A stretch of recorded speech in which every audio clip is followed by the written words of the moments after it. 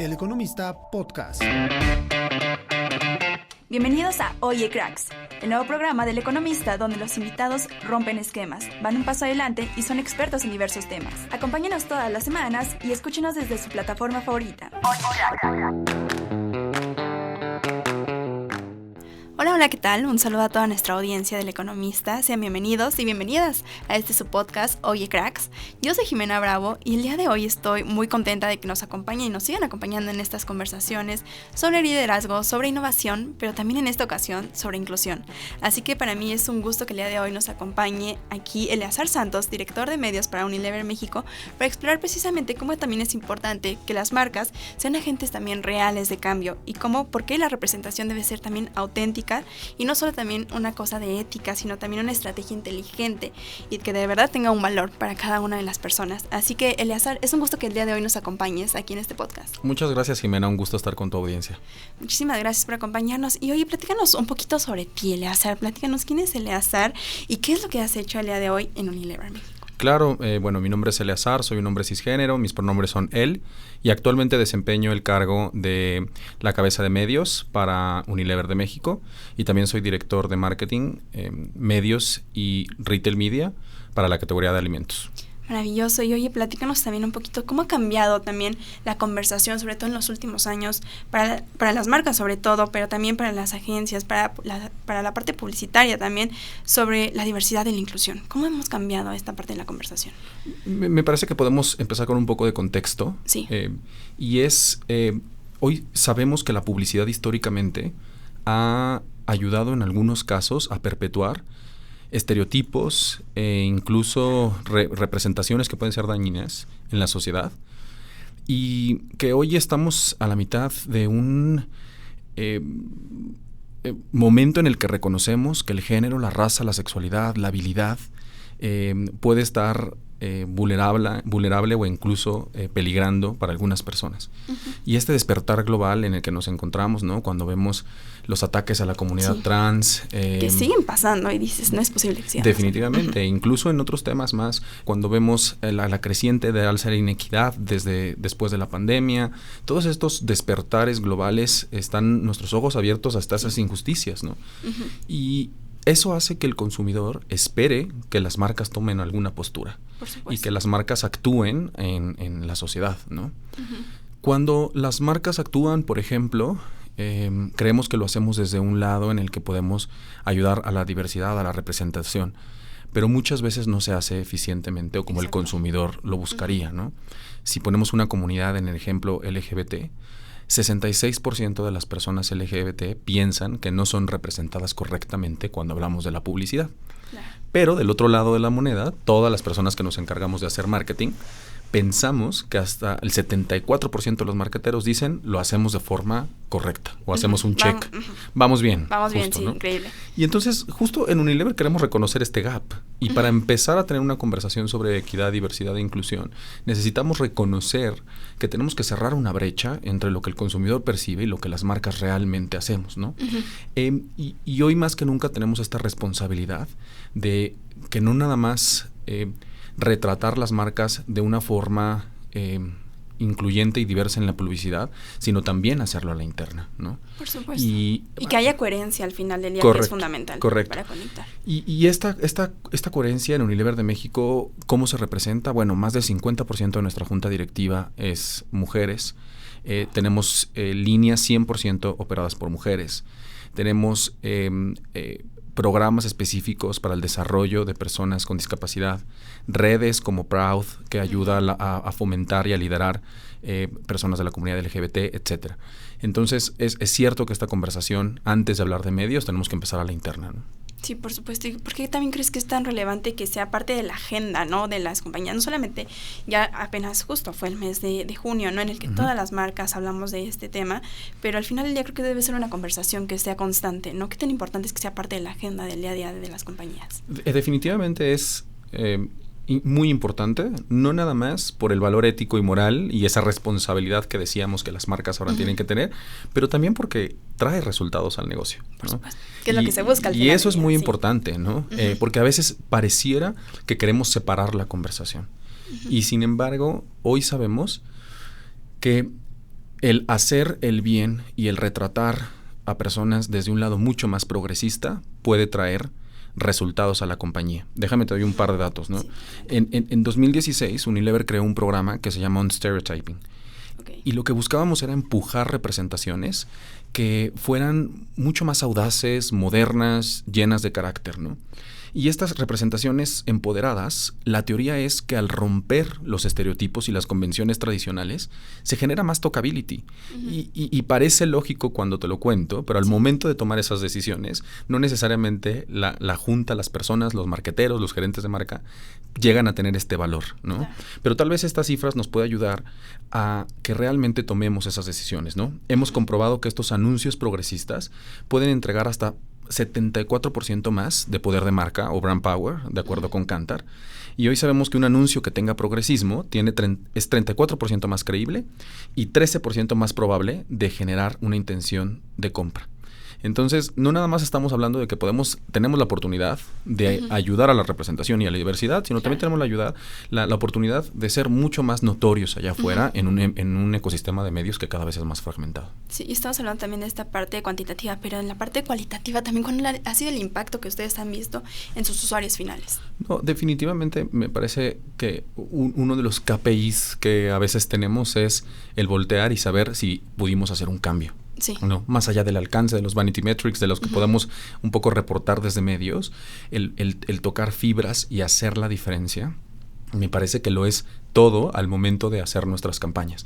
Y creo que con esto te puedo dar un ejemplo de una de las marcas pues más poderosas que tenemos, que es Dove, ¿no? Ah, okay. Dove sigue creciendo a doble dígito y lo hace en los segmentos más premium. Y esto se debe a la conexión emocional que hay entre el usuario y la marca, definitivamente. Si lo piensas, Dove es la marca que empezó todo, que empezó el Real Beauty, la belleza real. Hace Natural, 20 años fue el primer comercial de belleza real. 20 años, ¿no? La conversación de propósito apenas incluso tomaba alguna forma cuando Dove ya estaba allá afuera retratando a mujeres reales, ¿no?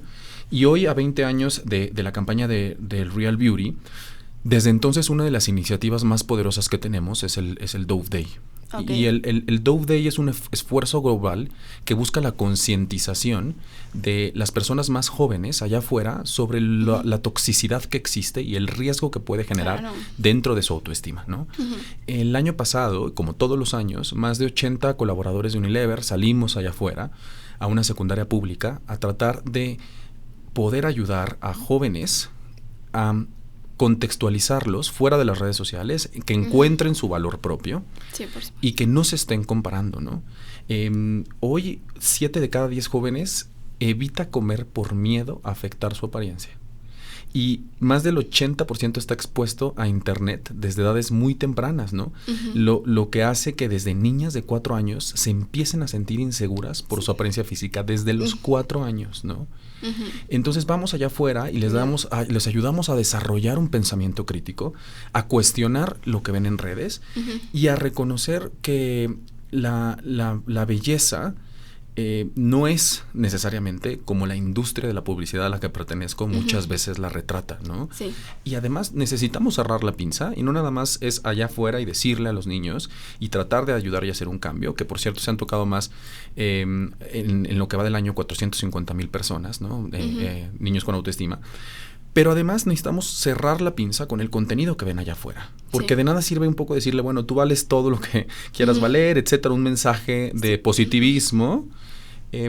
Si agarran el celular y el sistema les dice otra cosa, ¿no? Entonces, este año, por primera vez, buscamos que los contenidos también cambien y formamos este primer squad de creadores de contenido anti-toxic. Y fue también estar educando a los creadores de contenido la responsabilidad que ellos tienen. Son una extensión de nuestra marca y deberán también entonces entender que la forma en la que ellas retratan la belleza, la apariencia, lo físico, etcétera, puede tener un impacto muy grande. Entonces no nada más es la marca, sino también esos puntos de contacto y el contenido que esos puntos de contacto también fomentan para poder hablar de visibilidad y sanar desde lo colectivo, ¿no? Sí, porque no solamente también es desde el mensaje, ¿no? Sino hablas también de esta parte que es sumamente importante, la educación, ¿no? Cómo Correcto. fomentamos a través, o sea, ¿qué otras estrategias hacemos a través de solamente fomentar el mensaje? Porque como dices, al final del día estamos sumamente bombardeados de este tipo de publicidad, ¿no? Que al final del día puede traer cosas muy positivas, pero también muy negativas, ¿no? Y creo que nos das justo estos mensajes y estos datos que son sumamente relevantes. Además de esto, ¿qué otras estrategias se están planteando desde Unilever justo para permear como de esta parte también de educación a las audiencias a las que llegan? Sí, además del programa de Stereotyping que ha traído muy buenos resultados, me parece que también al tratar de reconocer el gap que Unilever, que te comentaba al principio, ¿no? Que queremos cerrar y decir, los marqueteros podemos pensar que lo estamos haciendo genial, pero las audiencias, claro, quieren verse mejor representadas. Lo que hacemos también mucho allá afuera es impulsar mensajes que resuenen con la verdad de lo que se está viviendo. Buscar estas historias que realmente conecten con el usuario y que a veces incomodan, ¿no? Y eso no quiere decir que se vea desde un lado, desde la vulnerabilidad o desde un lado que podría percibirse no positivo, pero sí desde un lado más real, más auténtico. Podríamos llamarlo incluso menos institucional, ¿no? Claro, y es que las marcas al final del día tienen ese poder, ¿no? Que es impresionante, ¿no? Por supuesto, definitivamente. Y te puedo contar otro ejemplo muy brevemente que me parece que puede retratar muy bien esto. Y es que con Knorr, no sé si conozcas al Malilla, es la primera vez que utilizamos a un joven artista urbano que representa una nueva generación y retratarlo en algo tan cotidiano como la cocina, ¿no? Un entorno que es cálido, en el que él puede prepararse sus platillos para conquistar a la suegra con sabor, lleno de hogar. Y la realidad es que la respuesta fue increíble, ¿no? Millones de jóvenes reaccionaron hacia la audiencia y nos habla de una representación que no necesariamente es la obvia, ¿no? Es un artista que realmente viene del barrio, en el sentido de la palabra, sin una connotación negativa, sino desde un lado auténtico y desde un lado en el que estamos esperando que marcas tan tradicionales puedan tomar ese paso para, de nuevo, poder tratar de romper estos retratos convencionales. A lo mejor que hace unos años la mujer era la que tenía que estar en la casa cocinando, esperando a que, ¿no?, con la sopa caliente después de su marido llegue a trabajar, ¿no? Y ya no va con el contexto que estamos viviendo actualmente, correcto, ¿no? Y ya no conecta con esas audiencias que al final del día es lo que quieren, ¿no? Desde su lado. Absolutamente.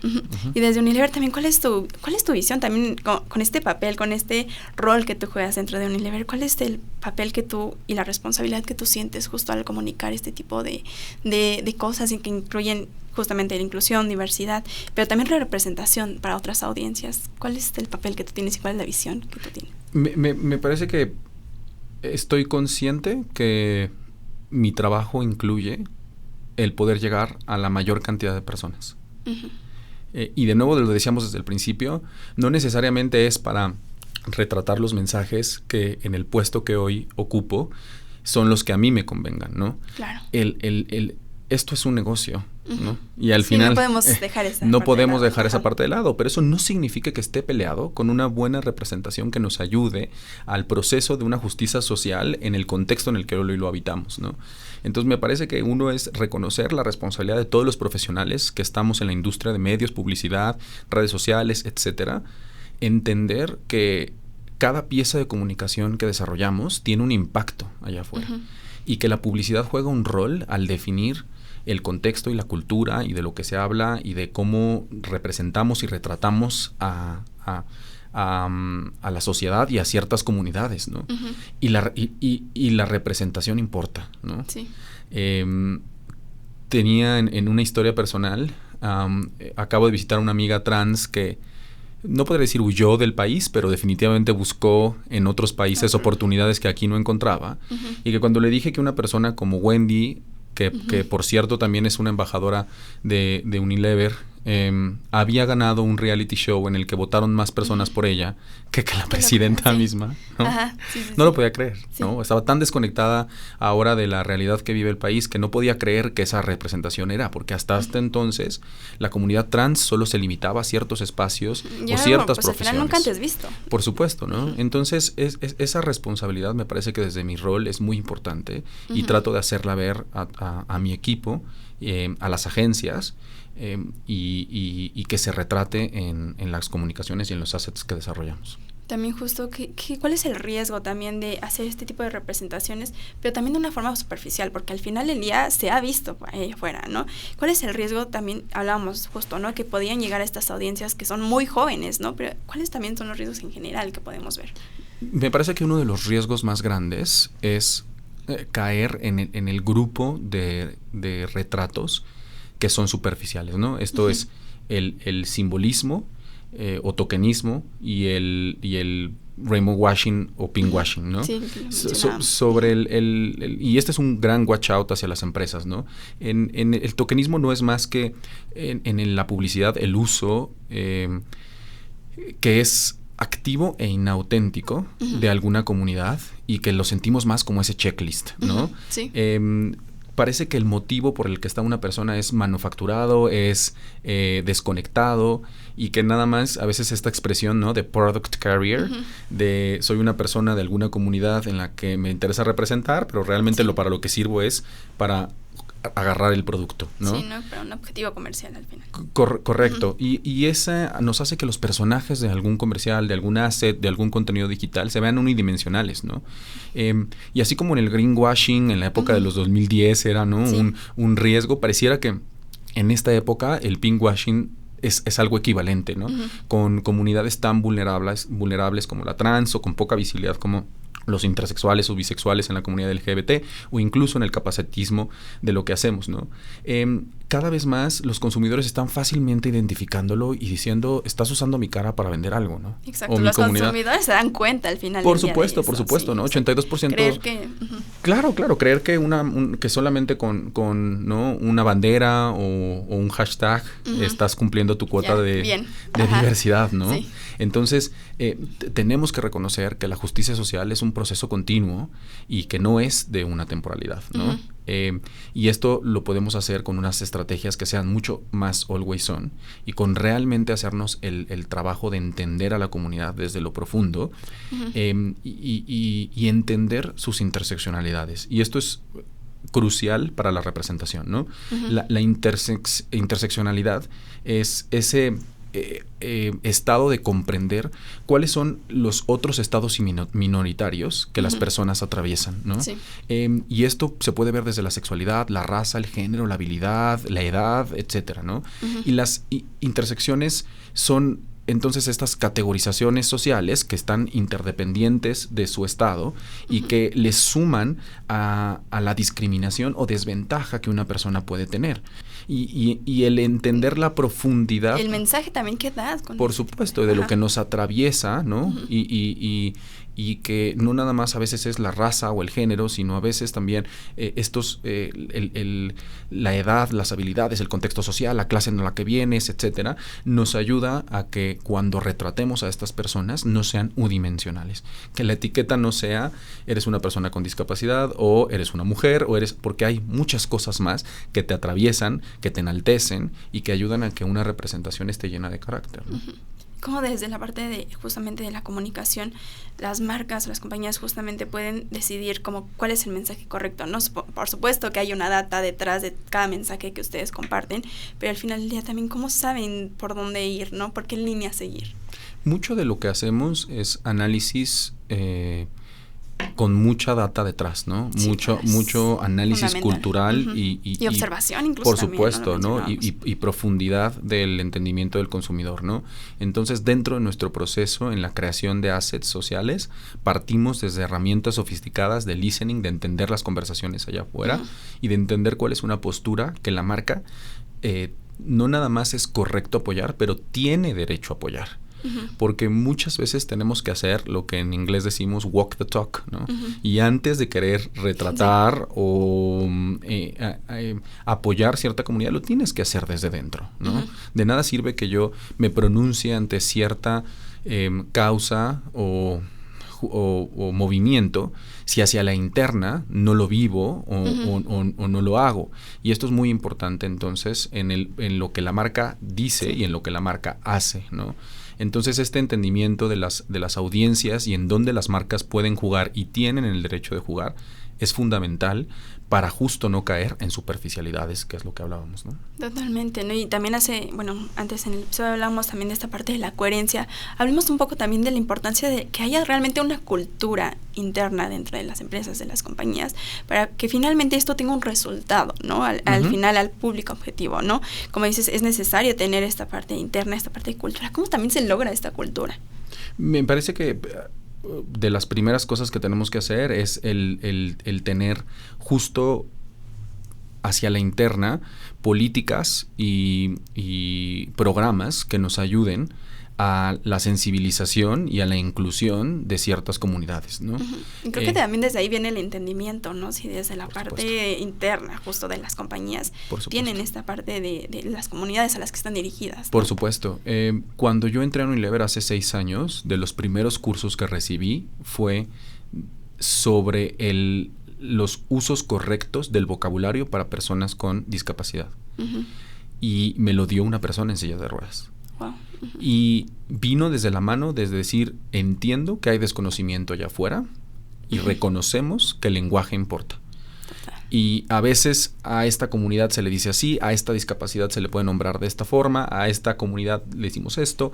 Y qué poderoso para mí fue el que me pudieran sensibilizar de lo que se vive, de lo que se dice, pero no desde un ámbito de una persona que no está día a día viviendo estas interseccionalidades, sino desde alguien ajeno, ¿no? Correcto, no desde la otredad, sino desde una persona que realmente está en esa posición para decirlo, para exigirlo, para vivirlo, para retratar los retos y sí, los desafíos con los que vive esta persona día con día, ¿no? Entonces recuerdo muy bien esa capacitación, porque también ahí una de las cosas más importantes que se enseña es levantar la mano y a veces decir, no lo sé, ¿no? Claro. No sé cómo se pronuncia, no sé cómo se dice, no entiendo por qué esto, y me parece que esa humildad desde el lado corporativo es muy importante para poder reconocer que es un proceso continuo y lo que hace 5 años podría ser aceptable, hoy ya no lo es.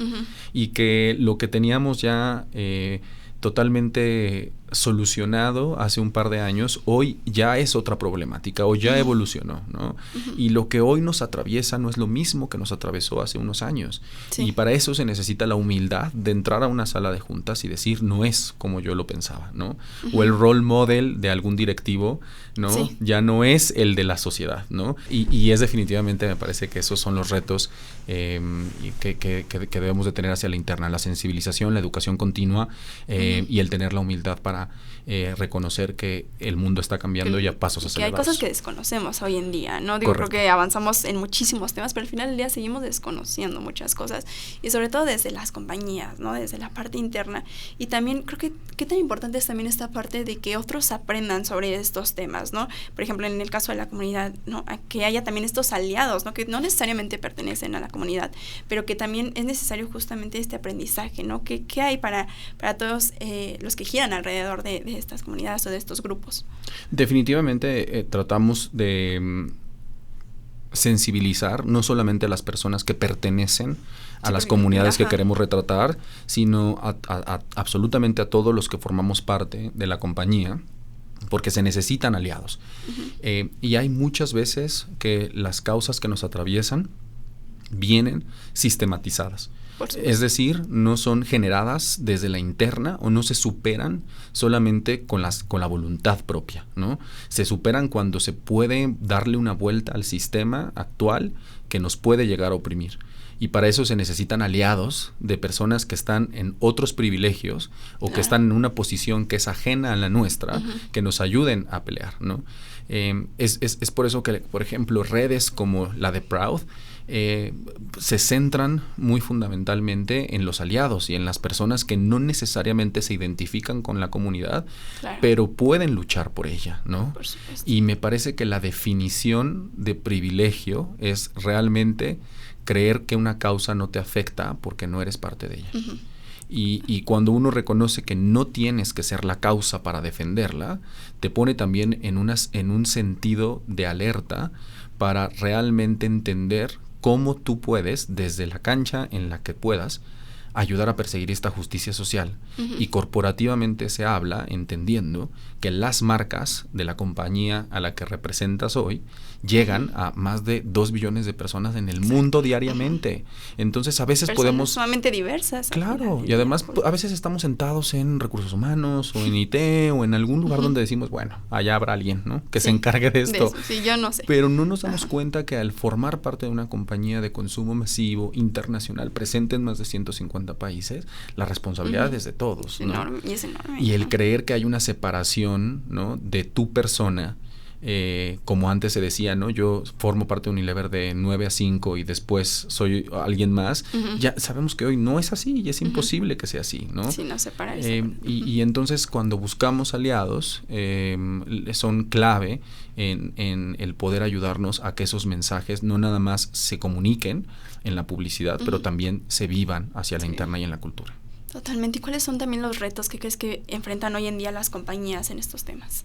Me parece que uno de los retos más importantes es el mantener la estrategia a largo plazo, ¿no? Ujú. Que no nada más lo sientan como un one-off y que las estrategias de diversidad podamos tenerlas más con miras de construcción de un maratón y no un sprint, ¿no? Ujú. Todo el mundo puede hacer un shout out durante el Pride y Sí. ondear una bandera Ujú. y todo el mundo puede sumarse a una causa, pero lo importante es hacerlo desde la coherencia, ¿no? Ujú. Que hay Porque- esa continuidad, por supuesto. Correcto, porque las audiencias son más críticas, se reconocen cuando un mensaje viene de la convicción o no, y más que una bandera y una frase, la idea es que podamos representar comunicaciones reales, ¿no? Ujú. Entonces, uno de los retos más grandes es esa consistencia en las estrategias de las marcas que crean en el valor de las representaciones progresistas, no estereotipadas, Ujú. y que lo mantengan a pesar de hacia dónde se esté moviendo la cultura y los contextos actuales, ¿no? Ujú. Cuando las cosas se ponen complicadas y tan radicalizadas como hoy las vivimos, Ujú. el saber dónde la compañía está como postura y qué causas tiene que defender es crucial para el mantenimiento de esas estrategias, ¿no? Ujú. Es muy fácil apoyar a una comunidad, no nada más la LGBT, a cualquier otra comunidad, cuando el público se le está apoyando, ¿no? Sí. Pero cuando las cosas se ponen de otro Sí. color, ¿no? Cuando alguna comunidad se está viendo agraviada, cuando tu sentiment en tu social listening no está siendo positivo, Ujú. ahí es realmente cuando uno tiene que reconocer a la interna cuáles son los valores, cuál es la estrategia a largo plazo y no ser cortoplacistas en la representación, porque puede dar un mensaje vacío de simbolismo e incluso más dañino, ¿no? A la larga.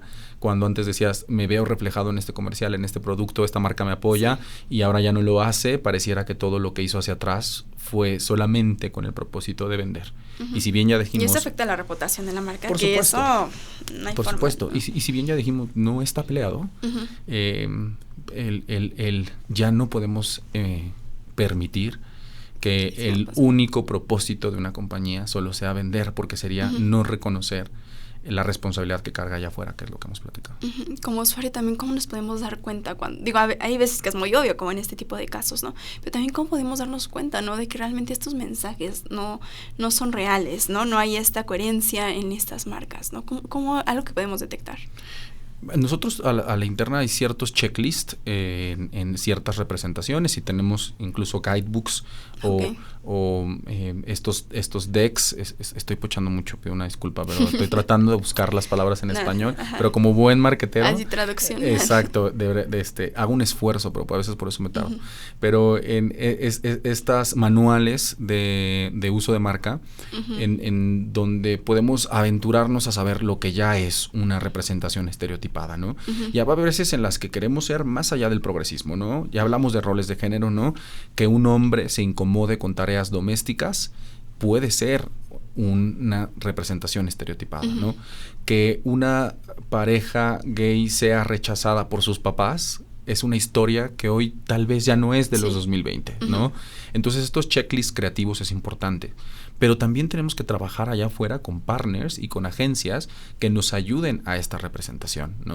Y tenemos que tener conversaciones honestas y círculos de confianza en donde ellos puedan decir, oye, esto no representa a nadie, ¿no? O esto no le va a ayudar, o esto Porque también hay que aceptar que nos podemos equivocar, ¿no? Pero también es necesario escuchar a estas opiniones. Y yo tampoco estoy diciendo que toda una de las comunidades tienen que estar out there y de las publicidades, ¿no? O sea, no necesariamente es hacia allá, pero sí tenemos que tener un círculo de confianza de decir, esto que estoy haciendo no necesariamente es positivo o ayuda a ciertos ejes sociales. Y para eso no nada más a veces basta los ojos de la compañía a la interna, sino también es necesario agencias que tengan transparencia hacia nosotros y que nos ayuden a buscar convenciones mucho más progresistas, ¿no? Totalmente. Y hablábamos de los retos, pero también cuáles son las oportunidades que podemos ver, particularmente en México. ¿Cuáles? Sí, hay un montón. Me parece que el rol en la experiencia regional, pues sigue siendo que en México tenemos un contexto cultural muy diverso, ¿no? Y la oportunidad es que en las grandes ciudades lo que puede ser bien recibido en otros lugares puede ser que no. Claro. Pero no se trata de darle el gusto a todos, se trata de poder ayudar a verse una marca con resistencia, a salir allá afuera y escuchar que las realidades se viven distintas. Y me parece que cuando eso se puede hacer de la mano de la tecnología, de la mano de ciertas segmentaciones, podemos tener una oportunidad en el país de buscar eso que sabemos que ayudan las representaciones progresistas, como mayor poder de marca, mayor intención de compra, etcétera, ¿no? La oportunidad me parece que en México es el que vivimos un país tan diverso, con distintas realidades, que podemos tener distintas representaciones que ayuden y no generalizarlas, ¿no?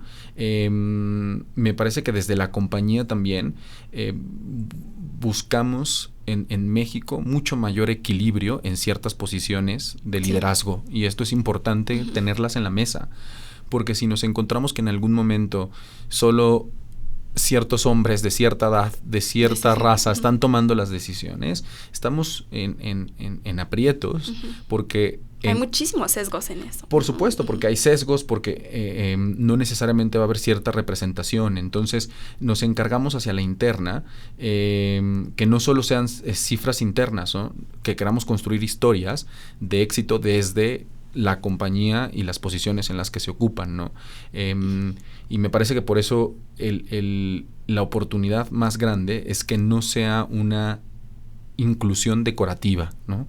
Que sea una representación de un México diverso, con muchas posibilidades, que reflejen a las personas como son, y que a la interna se viva, ¿no? El 92% de nuestros colaboradores, al menos en la vertical de alimentos, se sienten orgullosos de pertenecer a la compañía. Y eso ya hace el que un check que hacia la interna estés en la ruta correcta, ¿no? Maravilloso, Eleazar. Pues te agradezco muchísimo que estuvieras en este espacio con nosotros. Y para cerrar justo esta conversación, me encantaría que le dieras algún mensaje final a nuestra audiencia, a aquellos líderes, a aquellos que están allá afuera, que justamente tienen este poder, ¿no?, de hacer este cambio. ¿Qué les dirías? Sí, me parece que el compromiso que tenemos las personas que trabajamos en medios no viene desde lo profesional, también viene desde lo personal, ¿no? Hay que liderar con cierta autenticidad que nos ayude a transmitir ese compromiso a nuestros equipos y el reconocer que el trabajo que hacemos día con día, el llegar a millones de personas, puede transformar vidas. La representación literalmente puede salvar vidas y tenemos una responsabilidad de los mensajes que ponemos allá afuera, no solo sean vender, sino también el buscar ayudar a ciertos movimientos sociales, el seguir persiguiendo justicia social que nos ayude a habitar un país en el que más que nunca necesita que las empresas se involucren. Y este liderazgo me parece que necesitamos allá afuera con los equipos, con las agencias, con los medios con los que participamos, se reflejará en una industria mucho más positiva, mucho más incluyente y mucho más progresista. Totalmente de acuerdo. Pues Eleazar, muchísimas gracias por acompañarnos en este espacio del Economista, por compartirnos esta visión que creo que es sumamente valiosa para entender un poquito también cómo está cambiando la industria, ¿no? Qué está demandando y también esta coherencia que siempre debe haber. Creo que también nos vamos con esta palabra, ¿no? Coherencia entre las marcas, entre la parte interna y externa al final de ellas. Así que muchísimas gracias, Eleazar, y también muchísimas gracias a nuestra audiencia del Economista por haber llegado hasta esta parte del episodio. Fue un gusto que el día de hoy nos escucharan y también nos vieran a través de nuestro canal de YouTube, El Economista TV, y nos vemos en un próximo episodio de Oye Cracks, por supuesto. Gracias, Eleazar. Gracias, Jimena, fue un gusto.